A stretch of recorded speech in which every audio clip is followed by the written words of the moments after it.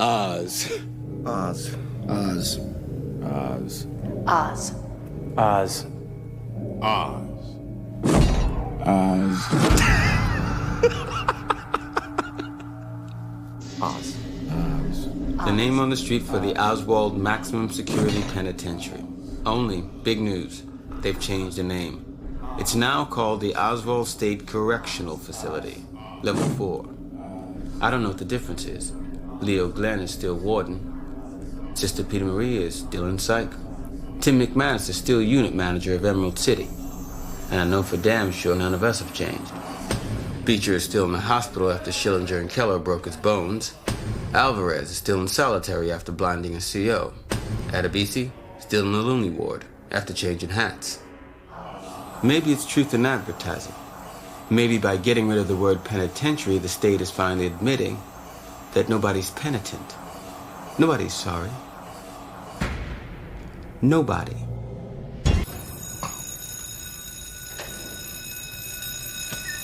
Solitary confinement.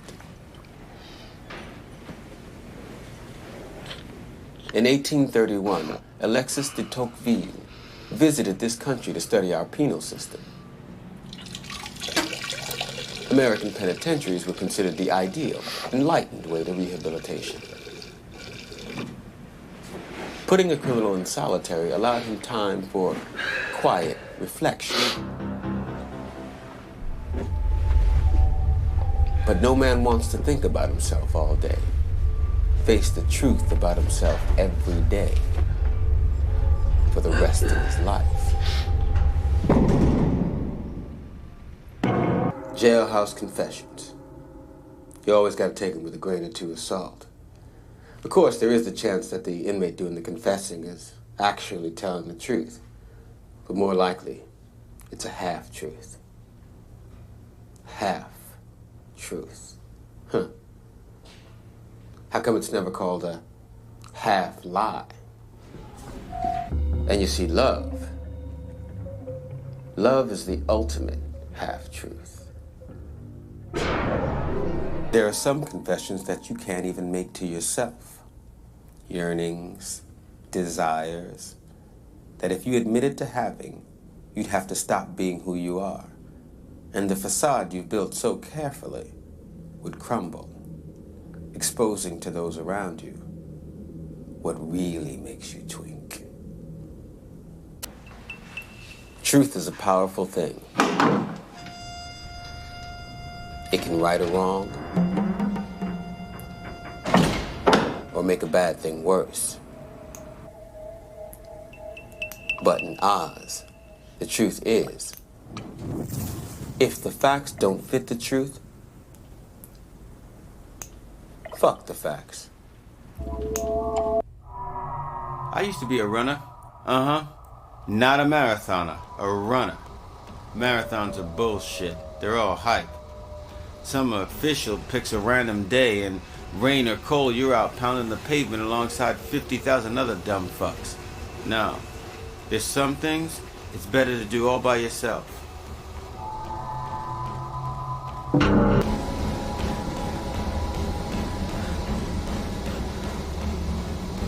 Hitting the wall. That's what they call it. The moment when you can't take it anymore. When you've pushed yourself and strained every muscle. When you think if you go one more step, your body will implode.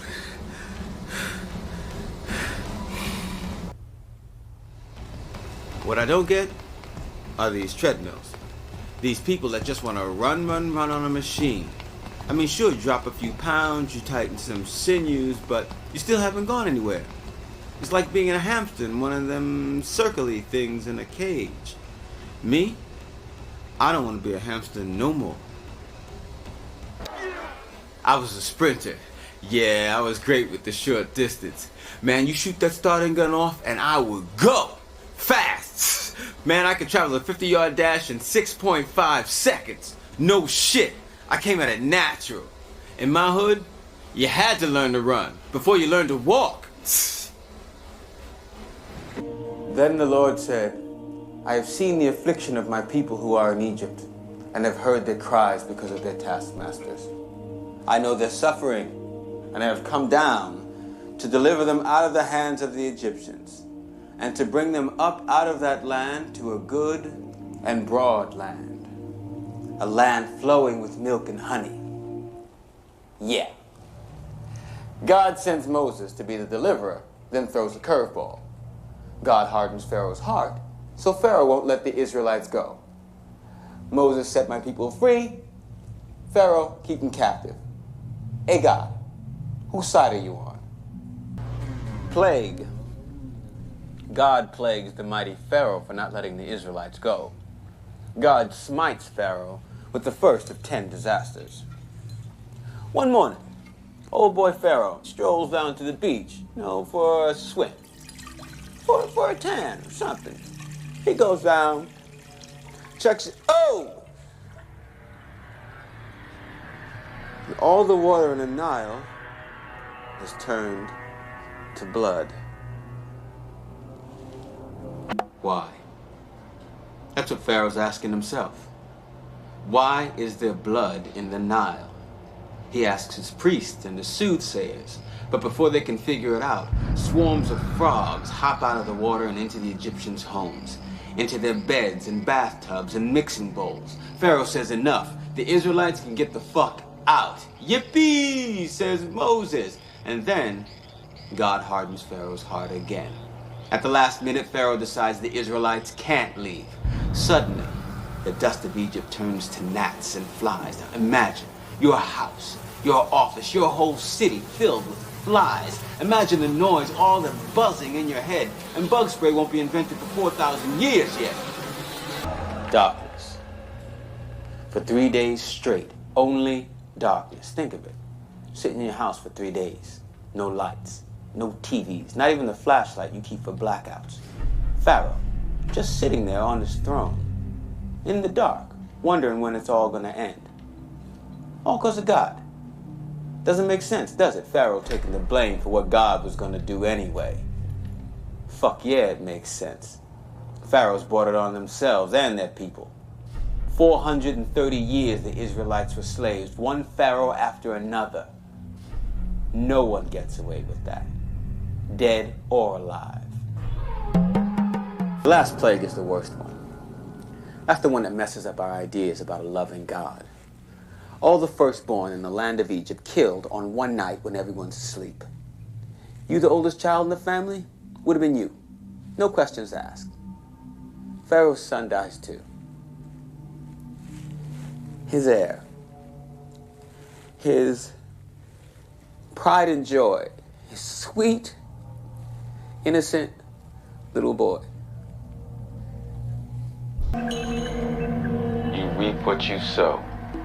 Pharaoh got what he deserved. But what about Abdul, the farmer who woke up with frogs on his face? His cattle dead from anthrax. His wife fucked up with legions. His only child dead, all because of a leader he didn't even get to vote for. What about all the people who reap what they don't sow? Babies born addicted to crack. 4-year-olds molested. Ethnic cleansing. What about you? Is there a law in the universe or something? A law about needless suffering? A law that even God can't break. Moses finally got the chosen people to the promised land. But things didn't really get any better. They were constantly at war with the Canaanites, the Hittites, the Jebusites. Eventually, the Israelites were completely crushed by the Romans. The suffering continues. Which leads me to wonder, is there too much suffering in the world? Fuck the world. Here in Oz, there's too much suffering even for a guilty man to endure. Neither snow, nor rain, nor heat, nor gloom of night stays these couriers from the swift completion of their appointed rounds. So says the United States Postal Service in their sunshine motto, adapted from the ancient Greek historian Herodotus. Now, back then, swift could have meant a year and a day. Now, it's 10 a.m. the next morning anywhere, from here to Cucamonga. People all over the globe every afternoon stand at their mailboxes wondering what might be inside. You never know what to expect. And in Oz, most times, the best part is the expectation. The package arrives unexpected. You open it. Sometimes it's a gift. A bottle of vintage wine, let's say, from a relative. Sometimes it's from the Unabomber. Innocent-looking box that goes boom. Of course, any kind of letter from the outside is a potential bomb, blown up in your face with memories of what life was like before the gate slammed shut. Before someone, definitely not your mama, screamed, "Lights out." Sometimes the sweeter the letter, the more bitter the aftertaste. My dear son, I woke up today dreaming of what life would be like when you're free. Telling myself that every day is one day closer to you coming home. One day closer to us being together again. Everything here is the same. The neighborhood's the same.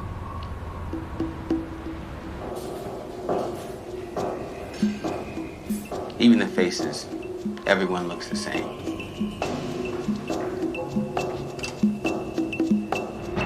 Is everything there okay? Is there anything we can do?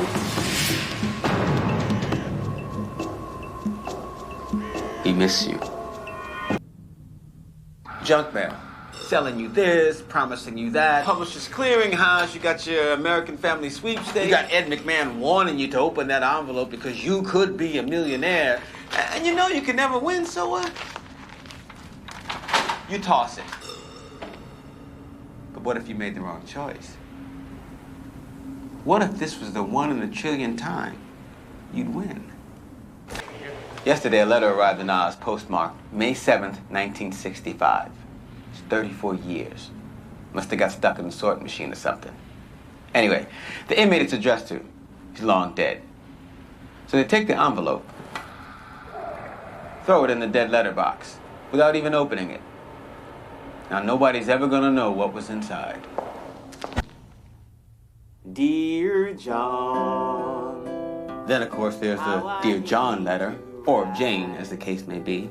When your loved one, or ex-loved one by that point, tells you how much you fucked up her life and hurt her, how much she gave to you and tried to help you, and all you did in return was leave her swinging in the wind. Oh, and yeah, she's found someone else. Someone other than you who really understands what love is. Dear John. Let's talk. The worst day is when you wake up and realize you'll never get another piece of mail again. Family can't take it anymore. Your friends forget. Even the folks at Charity Correspondence start to back off. That's when you give anything for another piece of mail with your name on it. To let you know you still exist. To let you know you still matter. Even to Ed McMahon.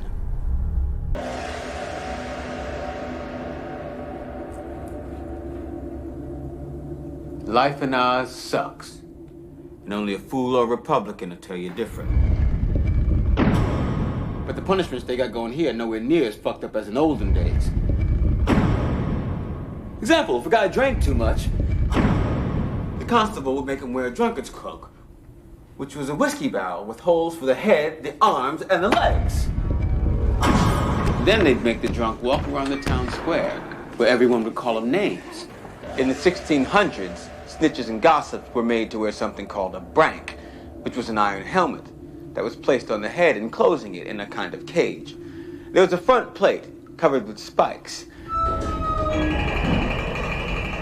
which was placed inside the mouth so that if you tried to talk, well, you get the idea, you learn to keep your mouth shut. Drawing and quartering. A man was tied to the tail of a horse and dragged along the ground to a gallows where he was hung till he was half dead. Then, brought down, his body cut open, his entrails taken out and burned. Then his head cut off, and his body sliced into quarters. After all that indignity, the hangman would hold up the dead man's heart and yell, "Behold, the heart of a traitor!"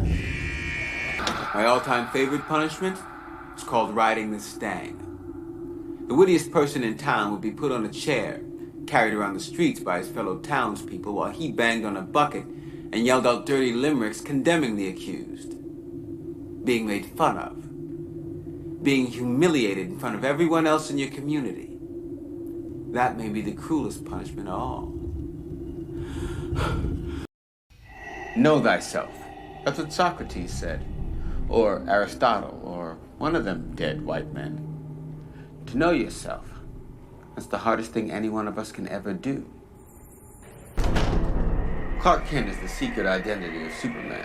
I never understood why Superman needed a secret identity. Listen, if I'm invulnerable, right? All the chicks want me. Why would I disguise myself as a four-eyed wimp? The truth? Superman is schizophrenic.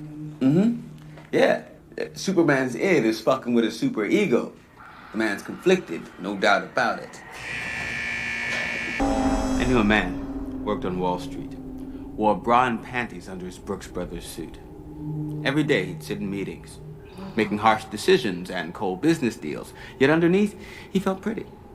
Oh, so pretty. Good citizens of Gotham City have to be the dumbest fucks on the planet.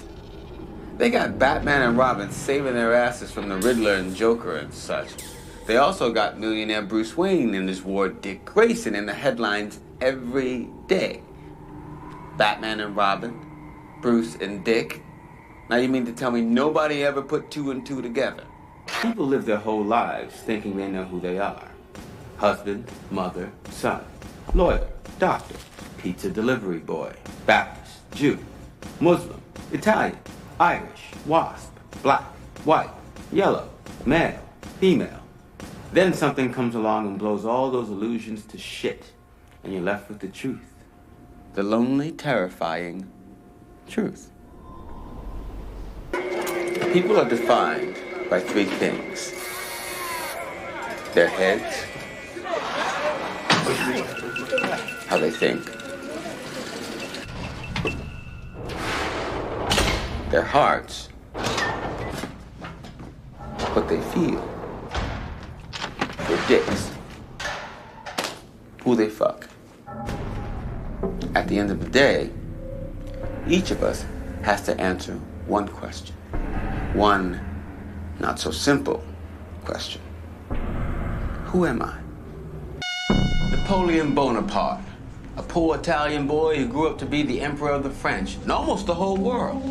Well, maybe grew up is the wrong way to say it, since he was never taller than 5'2", but you don't have to be a big man to make a big difference. Napoleon once said that men are more easily governed by their vices than their virtues. 1, 2, 3, 4, 5, 6, 7,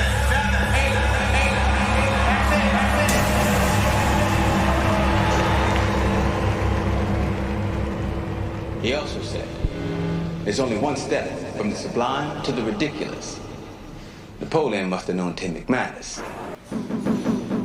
Our man Napoleon conquered a lot of places, created a lot of laws that we still use today. He made his mark on history. And what does he get for it? They named a dessert after him. They named a beef after Wellington. Fucking Caesar got a salad. But Napoleon, he's on the tray with sweets, next to the creme brulee. Napoleon's final defeat came at Waterloo. Must have been embarrassing. You're the fucking emperor. You conquered all of Europe only to lose in a place with a stupid name like Waterloo, or Watergate, or White Water. Note to politicians, stay on land.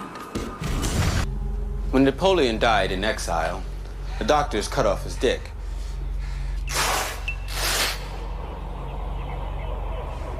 They put his dick in an ornate box and gave it to his priest.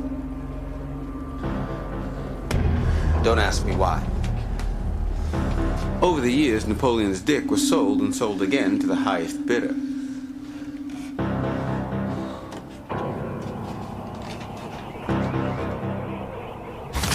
To this day, at least 3 people claim to own Napoleon's dick.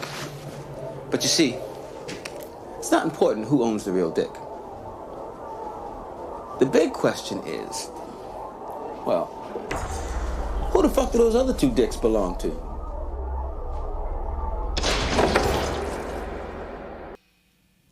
"'Twas the night before Christmas, and all through the house, not a creature was stirring, not even a mouse. The rats, on the other hand, is a whole different story. God rest ye merry gentlemen, let nothing you dismay. Remember Christ the Savior was born on Christmas Day to save us all from Satan's power when we were gone astray. Oh, tidings of comfort and joy, comfort and joy. Oh, tidings of comfort and joy."